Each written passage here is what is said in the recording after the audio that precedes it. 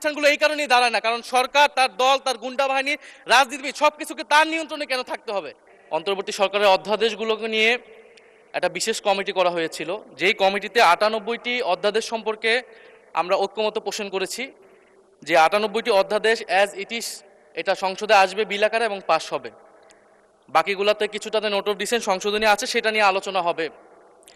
মাননীয় স্পিকার, এই জুলাই গণঅভ্যুত্থান স্মৃতি জাদুঘর বিল 2026 সেটা কিন্তু সেই 98টি অধ্যাদেশের একটি, যেটা নিয়ে সবাই ঐক্যমত ছিল, সরকারি দল বিরোধী দল, যে এই বিলটা যেভাবে অন্তর্বর্তী সরকারের সময় রচিত হয়েছে, গৃহীত হয়েছে, সেভাবে এটা পাশ হবে। এখন আজকে যখন এটি পাশ করার বা বিলটি উত্থাপনের সময় আসলো, দেখেন আধা ঘন্টা আগে একটা সংশোধনী দেওয়া হলো মাননীয় স্পিকার।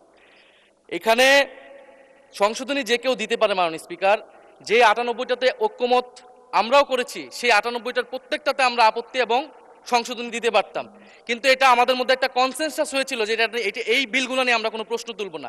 এ কারণে কিন্তু মাননীয় স্পিকার সেই সব প্রত্যেকটা বিলে কিন্তু আমরা হ্যাঁ বলেছি, আমরা ঐক্যমত দিয়েছি।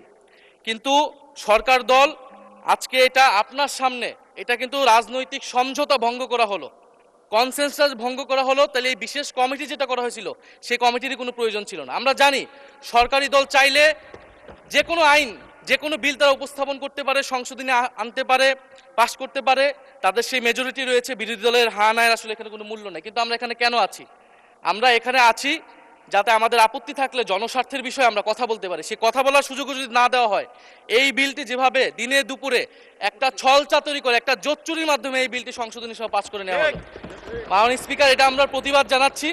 আমরা দেখেছি বাংলাদেশ ব্যাংক দখল হয়ে, ব্যাংককে দলীয়করণ করা হয়েছে, স্থানীয় সরকার প্রতিষ্ঠানগুলোকে দলীয়করণ করা হচ্ছে, এমনকি ক্রিকেট বোর্ড, সেখানেও মাননীয় স্পিকার দলীয়করণ, পরিবারকরণ সবকিছু করা হয়ে গেছে। আমাদের মাননীয় মন্ত্রীদের সন্তানরা সেই ক্রিকেট বোর্ডের সদস্য হয়ে গেছে। এখন আমাদের জুলাই গণঅভ্যুত্থান জাদুঘর, সেইখানে মাননীয় মন্ত্রীকে কেন সভাপতি হতে হবে?